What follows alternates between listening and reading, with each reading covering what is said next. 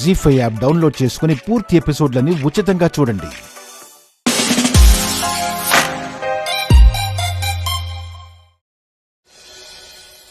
అయితే నేను వస్తాను.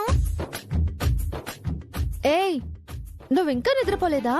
మీరు మాటలు ఆపితే నిద్రపోదాం అనుకున్నాను. మాట్లాడుతూనే ఉన్నారు. సారీ బంగారం, డిస్టర్బ్ అయ్యావా? It's okay daddy. సరే గాని పడుకో, జో కొడతాను. నేనేం చిన్న పిల్లని కాదు. మీరే ఒకరినొకరు చూసుకోకుండా కళ్ళు మూసుకుని నిద్రపోండి.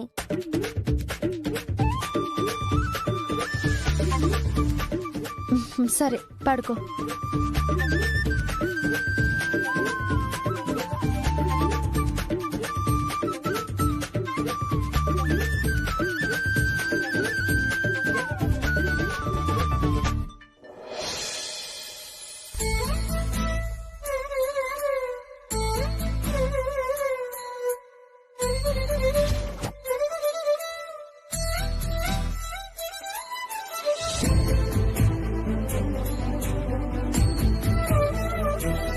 అయితే రేపు మీరు కూడా నాతో రండి. నేనెందుకండి? నాకు తోడుగా ఉండరా? మీరు ఇంతలా అడిగాక రాకుండా ఉంటానా?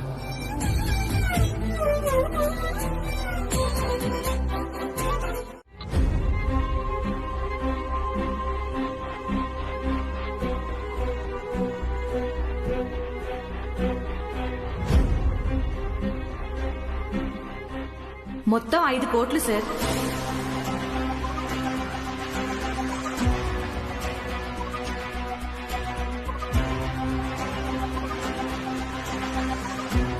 ఆ 5 కోట్లు కొట్టారనుకుంటున్నాను. ఎవయో దొంగతనానికి బయలుదేరావా? ఏ హారతిస్తావా? దొంగ నోట్లతో వెళ్ళి అసలు నోట్లతో రా. థ్యాంక్స్.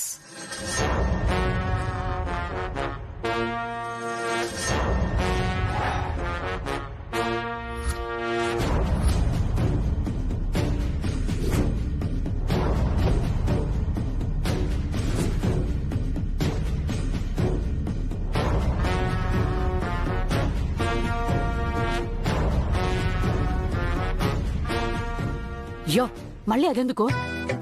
ఇందులో ఉన్న నకిలీ నోట్లను అక్కడ పెట్టి అక్కడున్న అసలు నోట్లని ఇందులో పెట్టి తీసుకొస్తా. సరే సరే, నన్ను కూడా రమ్మంటావా? ఆ? వీధిలోకి వెళ్ళి ఇంకెవరినుంటే బిలు, అందరం వెళ్ళి తెద్దాం. ఎవరివే నువ్వు? నీ వెళ్తున్న దొంగతనానికా లేకపోతే యుద్ధానికా? గమ్మునండే. ఆ, ఉహు.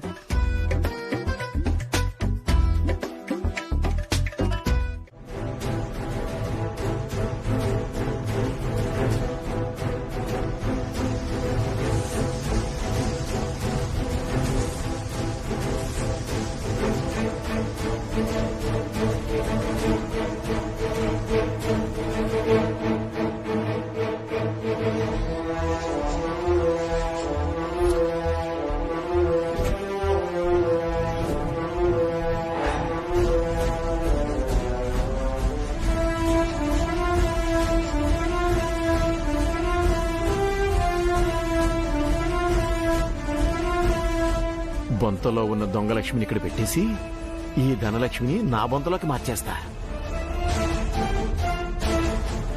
సారీ బావగారు, ఈ సాహసం చేయక తప్పట్లేదు. Sorry sister. వాచ్మెన్ అన్నావు కదా సిస్టర్, ఇప్పుడు నేను రిచ్ మ్యాన్.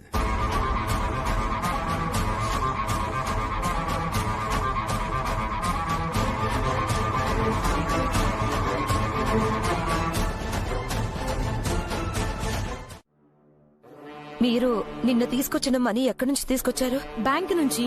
ఏ? అది ఫేక్ కరెన్సీ అంట.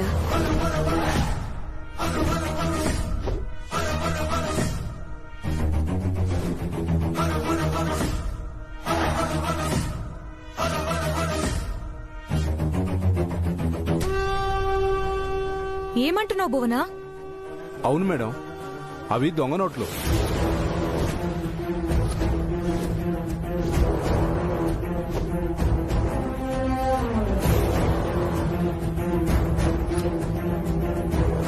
బ్యాంకు నుంచి దొంగ నోట్లు ఎలా తెచ్చారే? మేం దొంగ నోట్లు తేవడమేంటి భువనా? అసలు బ్యాంకు వాళ్ళు దొంగ నోట్లు ఎలా ఇస్తారు? మీరు ఆ క్యాష్ ని నిజంగానే బ్యాంక్ నుంచి తీసుకొచ్చారా? ఇది మరీ బాగుంది ప్రసాద్ గారు. మమ్మల్ని అనుమానిస్తున్నారా? నిన్న మీ కళ్ళ ముందే కదా 5 కోట్లు చూపించాము.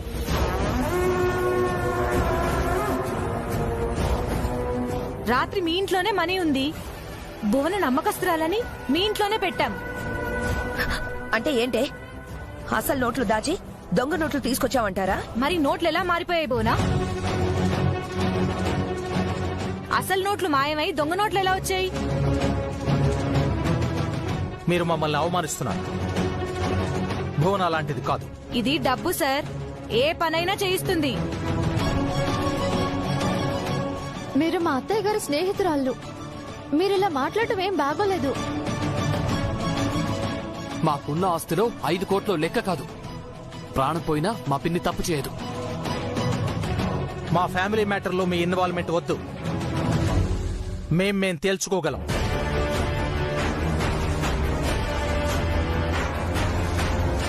భువన, ఇటువంటి వాళ్ళతో నీకు ఫ్రెండ్షిప్ ఏంటి?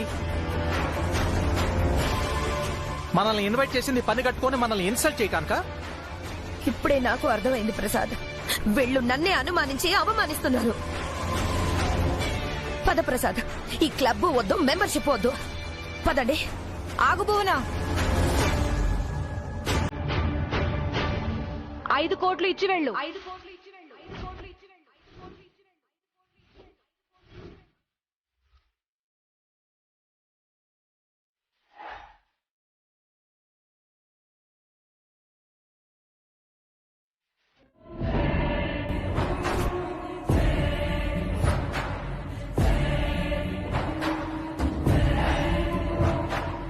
ప్రసాద్, ఇది నా ప్రెస్టీజియస్ ఇష్యూ. అందుకే డబ్బు ఇవ్వను అంటున్నాను.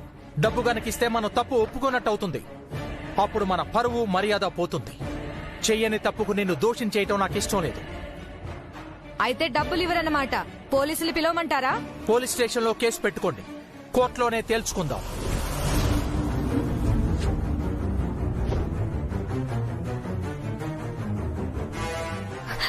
ఇక్కడే సెటిల్ చేసుకునేదానికి పోలీసులు కోర్టు దాకా ఎందుకు ప్రసాద్? అంటే నువ్వు అసలు నోట్లు దాచేసి దొంగ నోట్లు ఇక్కడికి తీసుకొచ్చావా? లేదు, నాకు అసలేం తెలీదు.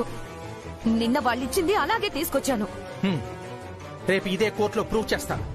వీళ్ల మీద పరువు నష్టం దావా వేస్తాను. మనల్ని అవమానించిన దానికి వీళ్ళకి సరైన బుద్ధి చెప్తాను.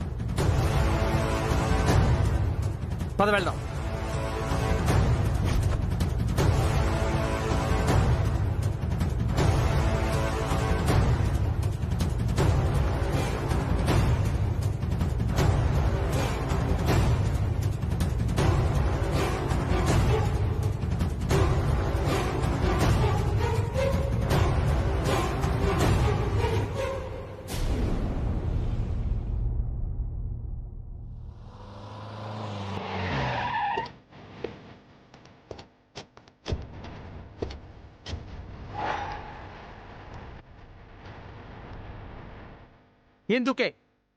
ఇందుకే అంత డబ్బు మన ఇంట్లో పెట్టొద్దు అన్నాను. ఇప్పుడేమైంది?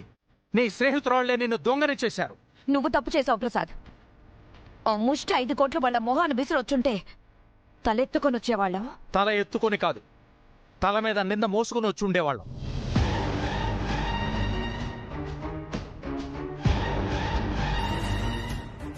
నువ్వు 5 కోట్ల గురించి ఆలోచిస్తున్నావు. నేను నీ పరువు గౌరవం గురించి ఆలోచిస్తున్నాను. అది అర్థం చేసుకో. అయినా రాత్రికి రాత్రి ఆ డబ్బు ఎలా మాయమైంది? ఒరిజినల్ కరెన్సీ ప్లేస్ లో ఫేక్ కరెన్సీ ఎలా వచ్చింది? వాళ్ళేమో డబ్బు బ్యాంకు నుంచి తీసుకొచ్చామంటున్నారు. నువ్వేమో వాళ్ళు ఇచ్చిన డబ్బు ఇచ్చినట్టుగానే వాళ్ళకి తిరిగి ఇచ్చేశానంటున్నావు. తేడా ఎక్కడ జరిగింది?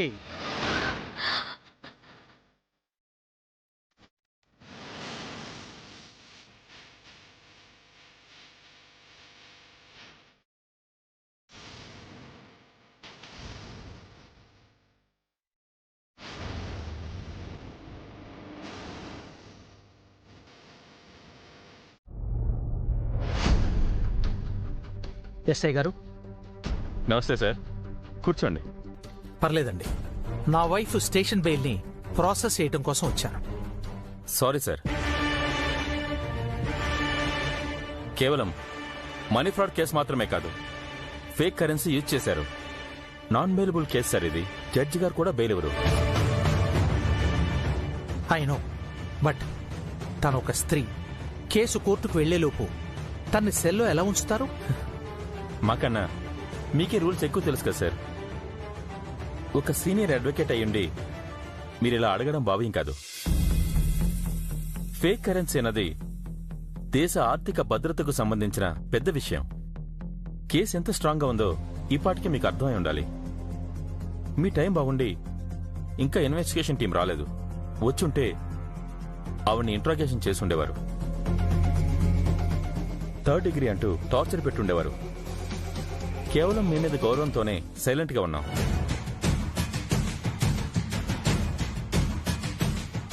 ఒకసారి నా భార్యను చూసి రావచ్చా? ఓకే, చూడొచ్చు. Thank you.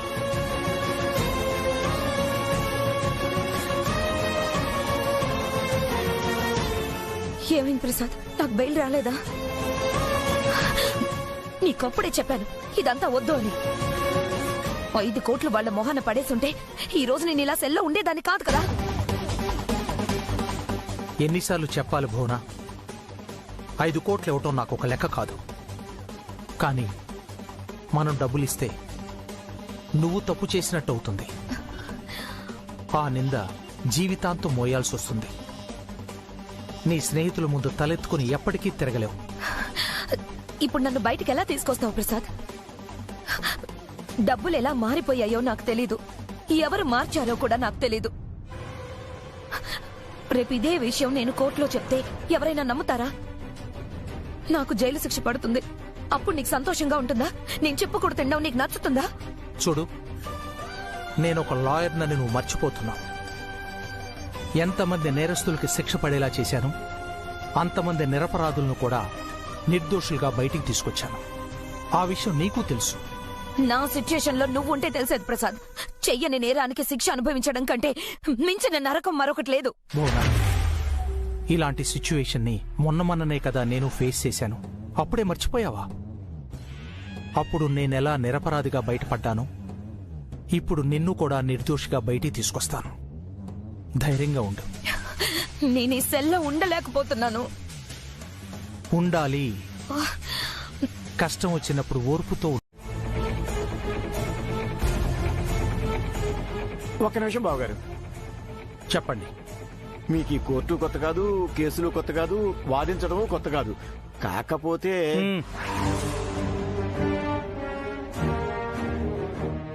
నాంచకుండా అసలు విషయం ఏమిటో చెప్పండి. మా సిస్టర్ పాపం బాగా భయపడుతున్నారు. మీరు కాస్త గట్టిగా వాదించాలి.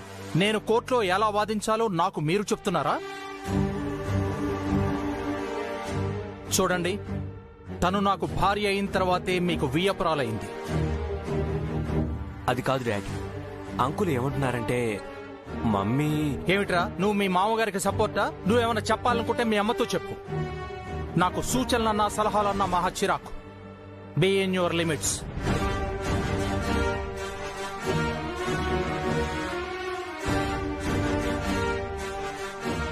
ఇప్పుడు నేనేమన్నానని ఆయన అంత చిరాకు పడాలా అల్లుడు గారు? డాడీ టెన్షన్ లో ఉన్నట్టున్నారు అంకుల్. ఆ టెన్షన్ లోనే కేసు పోగొడతారేమోనే కదా చెప్పాను.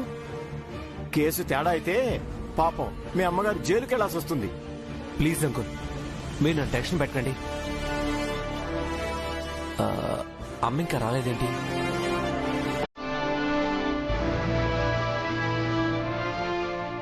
ఏంటయ్యా ఓవర్ చేస్తున్నావు? మన మీద డౌట్ రాకూడదంటే ఈ మాత్రం ఓవర్ యాక్షన్ చేయాలి. ఎక్కువ చేస్తే దొరికిపోతామయ్యా. నన్ను అంత ఈజీగా ఎవరు పట్టుకోలేవే. ఆటే వద్దు. ఇక్కడ అందరూ ఆవలిస్తే పేగులు లెక్క పెడతారు. కోర్టులో ఎటు చూసినా పోలీసులు లాయర్లే ఉంటారు. ఎవరు ఎలాంటి వాళ్ళో వాళ్ళు ఇట్టే మనుషుల్ని పసిగట్టేస్తారు. ఆ మాత్రం తెలియదంటే నాకు అసలేం తెలియని అమాయకుల్లో ఉన్నా కూడా సమస్యే. బ్యాలెన్స్ బ్యాలెన్స్ చేయాలి. ఏదో ఒకటి చేయవయ్యా, కానీ ఎక్కువ మాత్రం చేయకు. అలాగే లేవే. ఏమైంది అల్లుడు గారు? సిస్టర్ వస్తున్నారా? ఆందిపే అంకుల్.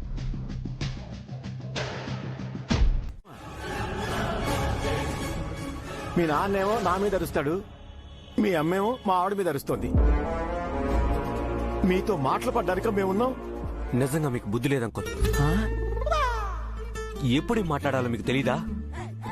అతిగా వాగి మీ చీప్ బుద్ధులను బయట పెడుతున్నారు. మీ వల్ల మా మామ్ డాడీకి మనశ్శాంతి లేకుండా పోతుంది. చిచ్చి, మీరు అసలు మనుషులేనా?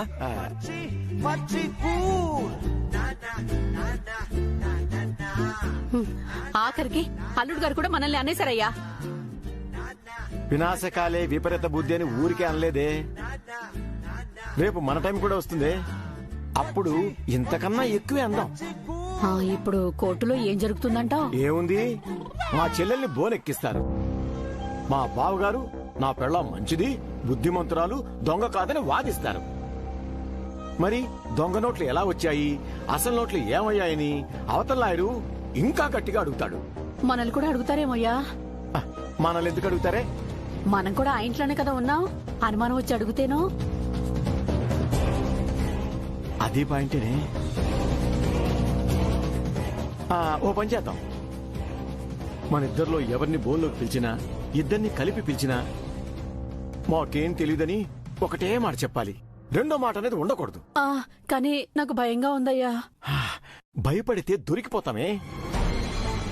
5 కోట్లు అప్పనంగా కొట్టేసి బొంతలో భద్రంగా దాచిపెట్టాం. ఆ డబ్బుతో మన దరిద్రమంతా పోతుంది. హాయిగా సుఖాన్ని అనుభవించాలంటే కేసు తేలే వరకు మనం ధైర్యంగా ఉందాం.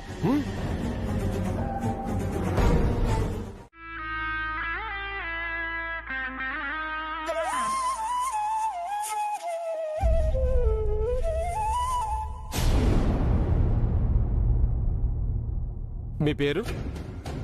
లగాడపాటి రాజేంద్ర ప్రసాద్. మీరేం చేస్తూ ఉంటారు?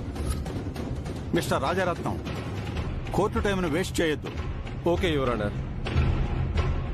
మిస్టర్ ప్రసాద్, మీ వైఫ్ ఫ్రెండ్స్ మీకు తెలుసా? తెలుసు. ఈ మంత్ 7th వాళ్ళు మీ ఇంటికి వచ్చారా? వచ్చారు. ఎందుకు వచ్చారు?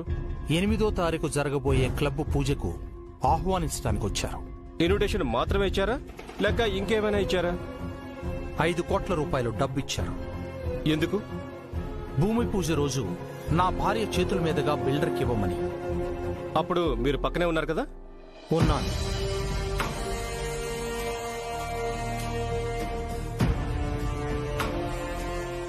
నా క్లయింట్స్ ఇచ్చిన క్యాష్ను గమనించారా? ఐ మీన్, అవి ఒరిజినల్ నోట్లా లేక నకిలీ నోట్లా చూసారా? చూశాను. అవి ఒరిజినల్ నోట్లే. ఓహో, తర్వాత ఏం జరిగింది? వారు వెళ్లిపోయాక నా భార్య ఆ డబ్బుని మా బెడ్రూమ్లో భద్రపరిచింది. ఆ తర్వాత రోజు మేము భూమి పూజకి వెళ్ళాం. బిల్డర్కు నా భార్య డబ్బులిచ్చింది. అవి దొంగ నోట్లు అని బిల్డర్ చెప్పారు. ఆహా, తర్వాత గొడవైంది. నా భార్య డబ్బును తిరిగిచ్చేద్దాము అంది.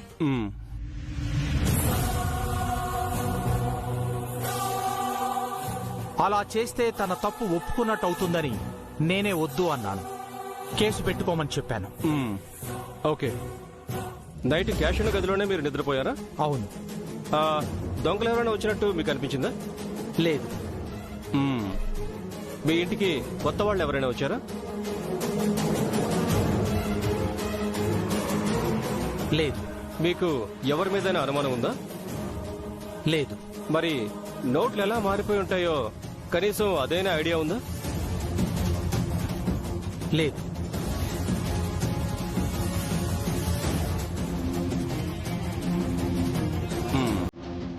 Thank you. ఇక మీరు వెళ్ళొచ్చు.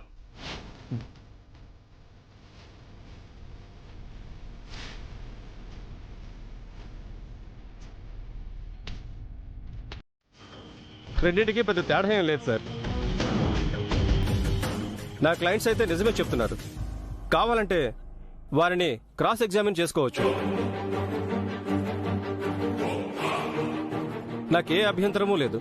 వాట్ మిస్టర్ ప్రసాద్, ఎవరినైనా క్రాస్ ఎగ్జామిన్ చేయాలనుకుంటున్నారా? మొత్తం 5 కోట్లు సార్. క్యాష్ కదా, సేఫ్ కాదేమో.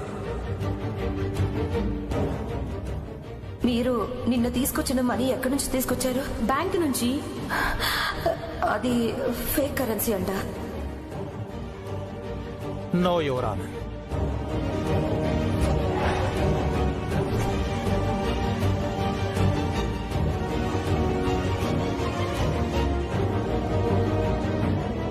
మీ క్లయింట్ నిరపరాధి అనటానికి మీ దగ్గర ఏమైనా ప్రూఫ్ ఉందా?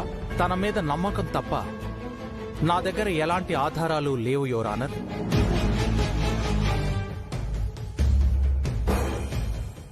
మనిషి తన నీడను కూడా నమ్మని రోజులు సార్ ఇవి.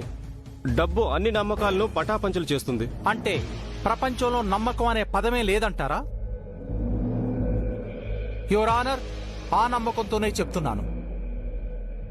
నాకు 2 రోజులు గడువు ఇవ్వండి. అన్ని ఆధారాలతో మీ ముందుకొస్తాను. అలాగే నా క్లయింట్కి బెయిల్ ఇవ్వండి. తను మానసికంగా చాలా కృంగిపోతుంది. బెయిల్ ఇవ్వకండి యువర్ ఆనర్. ఇస్తే సాక్షులను ప్రభావితం చేస్తారు. Please your honour.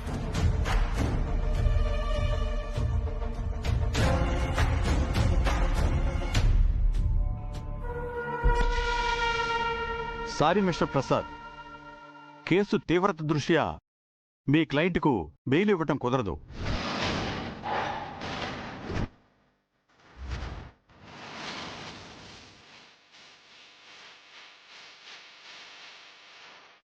మీరు అడిగినట్లు మీకు 2 రోజులు గడువిస్తూ కేసును 12వ తారీఖు వాయిదా వేస్తున్నాను.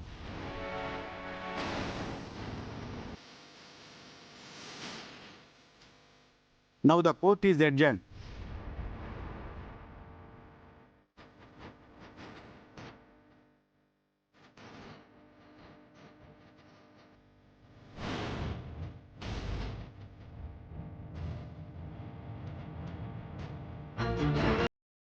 Constables, move.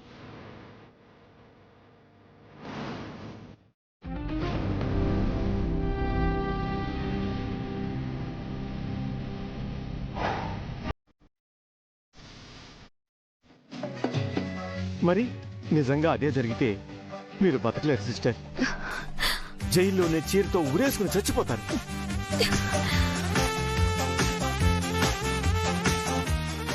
అది నోరా డ్రైనేజా? ఇందాకే కదా మిమ్మల్ని తిట్టాను. మళ్ళీ ఎందుకు తిడుతున్నారు వదిన గారు? మీ ప్లేస్ లో వేరే వాళ్ళుంటే మా అన్నయ్య గారు బాగా వాదించేవారేమో. మీరు కాబట్టి కంగారులో తడబడుతున్నారేమో. రేపు ఇదే జరిగితే మీరు నిజంగా జైలుకి వెళ్ళడం ఖాయం. అవును మామ్, అప్పుడు నా కేసు విషయంలో కూడా డాడీ ఇలానే తడబడ్డారు. ఇప్పుడు అలానే చేస్తున్నారు. అంకుల్ చెప్పినట్టు మనం వేరే లాయర్ని పెట్టుకోవటం బెటర్ ఏమో మామ్.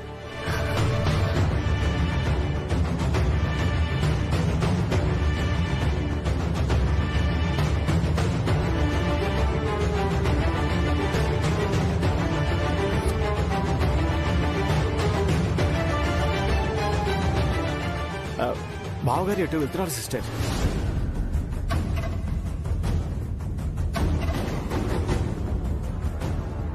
ఎక్కడికి వెళ్తున్నాడు ప్రసాద్? నేనెళ్ళి చూసొస్తాను. మీరు మాత్రం లాయర్ గురించి ఆలోచించండి.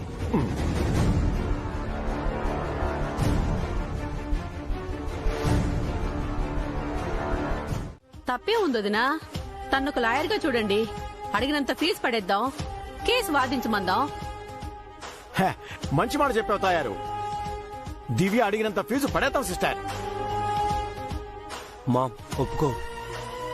నన్ను సేవ్ చేసింది వదినే, డాడీని కూడా సేవ్ చేసింది వదినే, నిన్ను కూడా సేవ్ చేస్తుంది.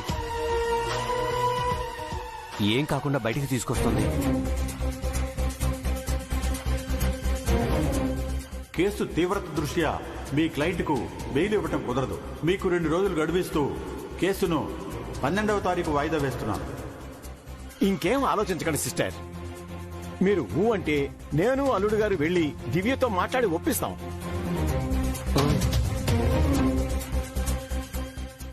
దివ్య వాదిస్తే మరి ప్రసాద్ ఏమనుకుంటాడు? అన్నయ్య గారు ఏదో అనుకుంటారని నువ్వు అన్యాయం అయిపోతావా వదినా? జైలుకెళ్తావా? సరే. అమ్మయ్యా, ముందు మీరు జైలుకు వెళ్లకుండా ఉండడం ముఖ్యం. అల్లుడు గారు పదండి, దివ్యతో మాట్లాడదాం. పద తయారు. మాకు ఆ నమ్మకం లేదు వదినా. దీపు, మీ నాన్నగారు ఎంత పెద్ద లాయరో నీకు తెలీదా? తెలుసు వదినా. కానీ ఆ రోజు నా కేసు విషయంలో ఏం జరిగిందో మీకు తెలుసు. అప్పుడు మీరు కానీ లేకపోయి ఉంటే నేను ఈరోజు జైల్లో ఉండేవాడిని. మీరే నన్ను కాపాడారు. ఇప్పుడు కూడా మామ్ని కాపాడండి.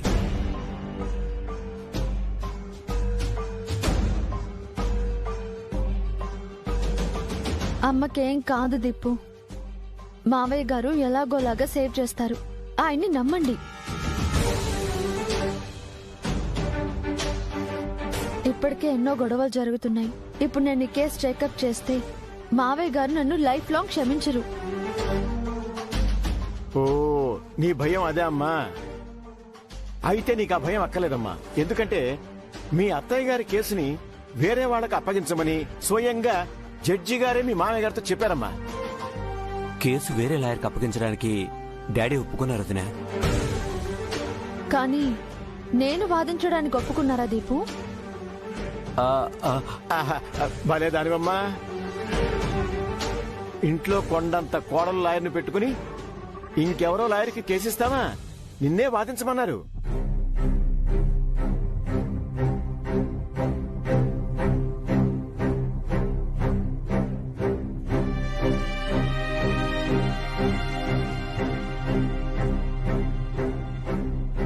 నిజంగా ఒప్పుకున్నారా బాబాయ్?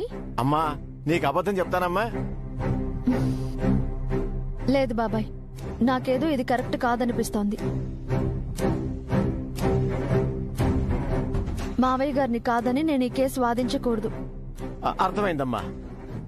స్వయంగా మీ మామయ్య గారు నీతో ఈ విషయం చెప్పలేదనగా నువ్వు ఇలా మాట్లాడుతున్నావు. ఆయన ఇంటికి వెళ్ళిపోయారమ్మా. మీ అత్తయ్యతో మాట్లాడిస్తాను. ఒక్క నిమిషం ఉండమ్మా. పద తయారు.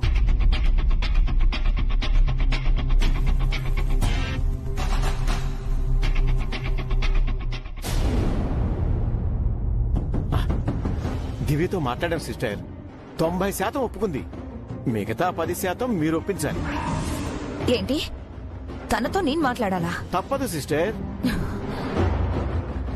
వసుదేవుడు అంతటి వాడే గాడిద కాళ్ళు పట్టుకున్నాడు. అవసరం అలాంటిది. దానికి బదులు చావడం బెటర్. ఇప్పుడు మీరు దివ్యను కనుక రిక్వెస్ట్ చేయకపోతే నిజంగా మీకు చావుగతే పడుతుంది సిస్టర్. జైలుకు వెళ్ళడం అంటే చచ్చిపోవడమే కదా వదినా. కాసేపు తల వంచితే తర్వాత జీవితాంతం తలెత్తుకోవచ్చు.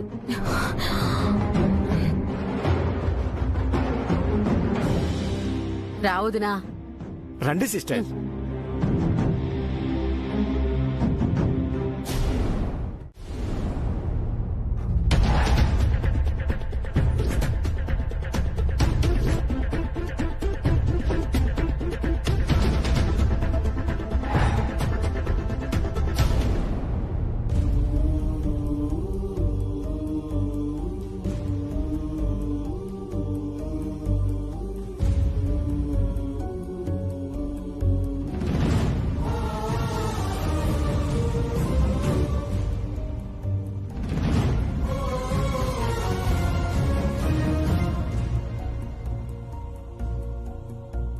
డాడీ ఒప్పుకున్నారని వదినకి అబద్ధం చెప్పారేంటి అంకుల్? అవునయ్యా, అన్నయ్య గారికి ఆ దివ్య అంటే పడదు కదా. ఎందుకు అబద్ధం చెప్పావు? నిజం చెప్తే దివ్య ఈ కేసు వాదించదు కాబట్టి. రేపైనా దివ్యకి నిజం తెలిసిపోతుంది కదా. అన్నయ్య గారు ఒప్పుకోలేదని తెలిస్తే దివ్య కేసు వాదించదు కదా. అందుకే ఈ రాత్రికే మీ అన్నయ్యని ఒప్పించాలి. అదంత ఈజీ కాదక్కోయ్. డాడీ అంత ఈజీగా ఒప్పుకోరు. మనకి వేరే దారి లేదల్లుడు. 100 అబద్ధాలు చెప్పైనా ఒక పెళ్లి చేయాలన్నారు. అలాగే ఓ 1000 అబద్ధాలు చెప్పైనా మీ నాన్నని ఒప్పించి మీ అమ్మని బయటికి తీసుకురావాలి. అదే మన టార్గెట్. అవునంకుల్, నాకు వదినపై నమ్మకం ఉంది. మీరు డాడీతో చెప్పి ఒప్పించండి. నేనా? అవునంకుల్, మీరే కదా కేసు వాదించడానికి డాడీ ఒప్పుకున్నారని వదినతో అబద్ధం చెప్పారు. ఇప్పుడు మీరే డాడీని ఒప్పించండి, అంతే. అల్లుడు అల్లుడు అల్లుడు అల్లుడు ఏడుకొండలవాడ వెంకటరమణ గోవింద గోవింద. ఏందయ్యా, ఏంది నీ వాలకం? కోర్టులో అలా చెప్పి ఇప్పుడు ఇలా మాట్లాడుతున్నావు? బుద్ధి లేకనే.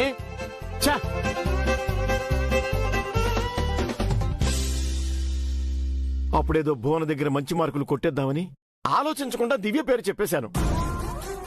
కేసు దివ్యకు అప్పగిస్తే మనం దొరికిపోతాం. భువన బదులు నేను జైలుకెళ్లాల్సి వస్తుంది. మొత్తం 5 కోట్లు సార్. ఆ 5 కోట్లు కొట్టారనుకుంటున్నాను. అవునయ్యో, అంత ఈజీగా వదిలిపెట్టదు. అన్నీ బయటికి లాగుతుందా దివ్య? ఆ బొంతలో ఉన్న డబ్బుతో సహా. ఇప్పుడేం చేద్దామయ్యా? దివ్య వాదిస్తుందని వియ్యబ్రాలతో చెప్పాం, వాదించమని దివ్యతోనూ చెప్పాం. ఇప్పుడు వద్దని ఎలా చెప్పేదయ్యా? అల్లుడు గారు కూడా ఒప్పుకోవట్లేదే. అవునే, ఏం చేయాలో నాకు అర్థం కావట్లేదు. బాగా ఆలోచించి మన బొంతకెంతకి నీళ్లు రాకుండా చూడాలి. ఆలోచించు, ఏదో దారి దొరక్కపోదు. నువ్వు ఆలోచించు, నేను ఆలోచిస్తా. సరేనయ్యా.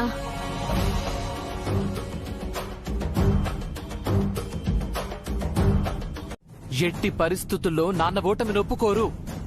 జడ్జి గారు కాదు కదా, ఆ దేవుడు వచ్చి చెప్పినా సరే నాన్న వెనకడుగు వెయ్యరు. వాళ్ళెందుకు అబద్ధం చెప్తారు సార్? మా నాన్న గురించి నాకు బాగా తెలుసు చార్కేశా. పంతానికి పట్టుదలకు మారుపేరు ఆయన. ఆయనకి అంత పంతం లేకపోతే మా అమ్మని ఇన్ని సంవత్సరాలు స్టోర్ రూమ్కే పరిమితం చేసేవారు కాదు. 4 సంవత్సరాలు నన్ను దూరం పెట్టేవారు కాదు. ఇంటి మధ్యలో అడ్డుగీత గీసేవారు కాదు. మనల్ని శత్రువులా చూసేవారు కాదు. అలాంటి మనిషి, అలాంటి గొప్ప లాయరు ఈ రోజు ఒక కేసు తాను వాదించలేక మీకు అప్పగించడానికి ఒప్పుకున్నారని చెబితే మీరు ఎలా నమ్మారు? అంత గొప్ప లాయర్ని నేను ఎలా మర్చిపోయాను? అసలే నాన్న మనపై మండిపడుతున్నారండి. ఖచ్చితంగా నాకు తెలిసి వాళ్ళు మీకు అబద్ధమే చెప్పారు. నిజం తెలిస్తే నాన్న మనపై మరింత కోపం పెంచుకుంటారు. ఇంటి మధ్యలో గీత పెద్దదవుతుంది, లేదా అడ్డుగోడైనా కట్టిస్తారు. ఎప్పటికీ మనం కలుసుకోలేమండి, అర్థం చేసుకోండి. అయ్యో, అలా జరగదండి. అలా అని మీరు గ్యారంటీ ఇస్తారా? ఒక విషయం చెప్పండి, ఈ కేసు వాదించమని నాన్న మీతో చెప్పారా? లేదు కదా? ఏమండి, నాన్నతో మళ్ళీ మళ్ళీ గొడవ పడ్డం నాకు ఇష్టం లేదండి. ఆయనతో శత్రుత్వం మనకు మంచిది కాదు. అమ్మ బాధపడుతుంది. నా మాట విని కేసు వదిలేయండి, లేదంటే మీ ఇష్టం.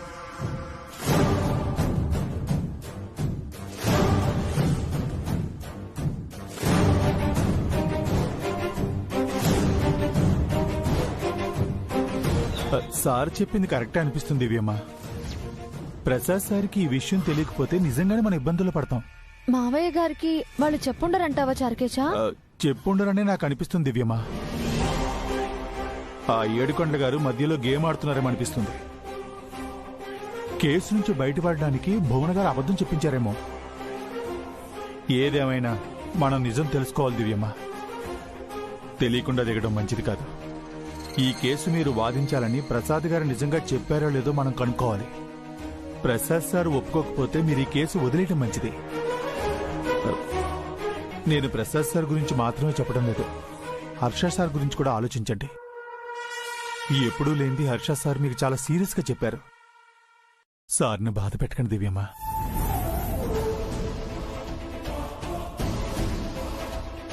అందరూ హ్యాపీగా ఉండాలనేదే నా కోరిక చారుకేశా. మావయ్య గారికి నా గురించి వాళ్ళు చెప్పారో లేదో ముందు అది తెలుసుకోవాలి. తర్వాత ఏం చేయాలో ఆలోచిస్తాను.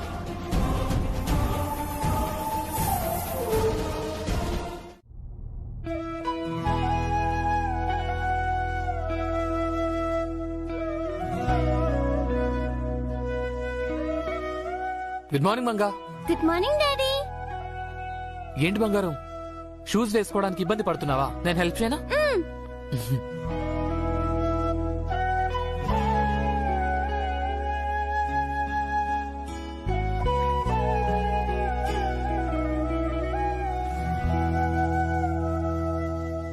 ఇప్పుడు చూడు. Thank you daddy.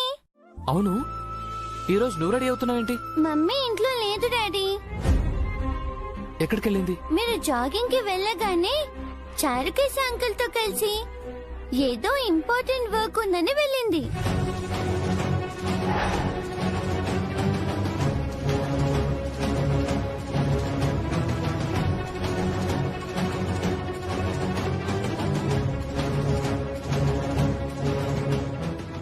Bye daddy.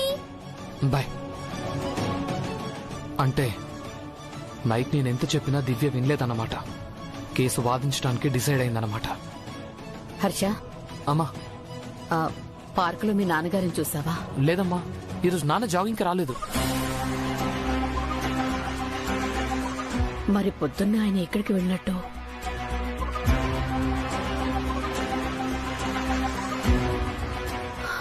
జరుగుతున్నది చూస్తుంటే ఏమవుతుందోనని భయంగా ఉంది హర్ష. పిన్నికేం కాదమ్మా, పిన్ని ఏ తప్పు చేసుండదు. ఆ నమ్మకం నాకు కూడా ఉంది. నేనంటున్నది ఆ విషయం గురించి కాదు, మీ పిన్ని కేసుని దివ్య వాదించడం గురించి. నాన్నని కాదని ఆ కేసు వాదించొద్దని నేను దివ్య గారికి చెప్పానమ్మా, కానీ తన నా మాట వినట్లేదు. దివ్య వాదిస్తే తప్పకుండా భువన బయటకొస్తుంది, అందులో అనుమానమే లేదు. కానీ మీ నాన్నగారి మాటను కాదని దివ్య వాదిస్తే ఆ తర్వాత ఇంట్లో ఎలాంటి గొడవలు జరుగుతాయో ఏంటో. ఆ భయంతోనే దివ్య గారిని వాదించొద్దని చెప్పానమ్మా. నాన్నకు మరింత దూరం అవుతామని చెప్పాను. కానీ దివ్య నిర్ణయం జీ5 యాప్ డౌన్లోడ్ చేసి అన్ని ఎపిసోడ్స్ పూర్తి ఉచితంగా చూడండి.